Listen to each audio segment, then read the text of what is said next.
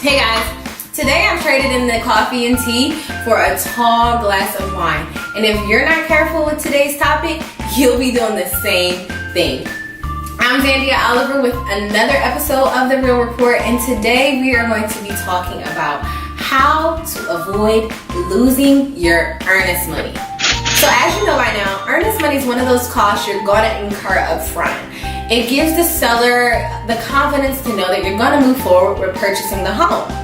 You definitely don't want to be a buyer who loses their earnest money, and you definitely don't want to be the agent who represents the buyer that had to lose their earnest money. So, 3 ways to avoid losing your earnest money. Let's go. Number 1, make sure you choose the right agent. Yes, I said it. Make sure you choose the right agent. Your agent should be someone who pays very close attention to detail. When you first go under contract for your future home, you want to make sure your agent is sending you a timeline of all of the deadlines you need to meet in order to protect your earnest money.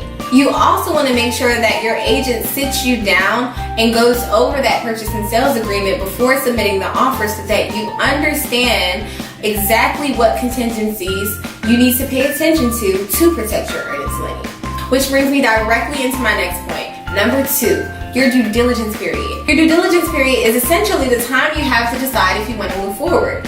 In that time frame, which was negotiated in the beginning when you initially submitted your offer, you want to make sure you get your inspections done.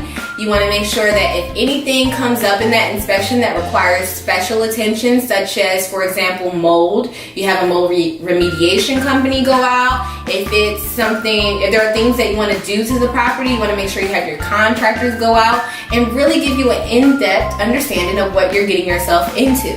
During your due diligence period, if you need to back out for any reason, you are entitled to your earnest money. You retrieve your earnest money back. Whatever you need to do, whether you need to put it on your Google Calendar, if you need to set a reminder in your handy dandy phone, do it, because you do not want to allow your due diligence period to lapse and lose your earnest money. And last but not least, number 3, don't get cold feet. Understand that if you're not buying a brand new house, there are going to likely be things wrong with the property. There may be things that come up in that inspection that you don't like, which is why it's very important to have a great agent by your side who's a tough negotiator who will make sure that those things are addressed before you move forward. If you're outside of that due diligence period, you can guarantee that you can kiss that earnest money goodbye. And I don't want that to happen for you. So make sure that you're not getting cold feet. It will be okay.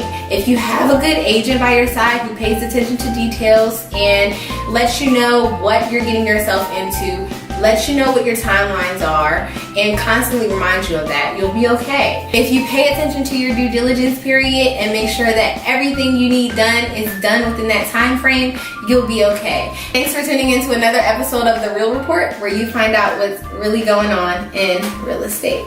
Until next time.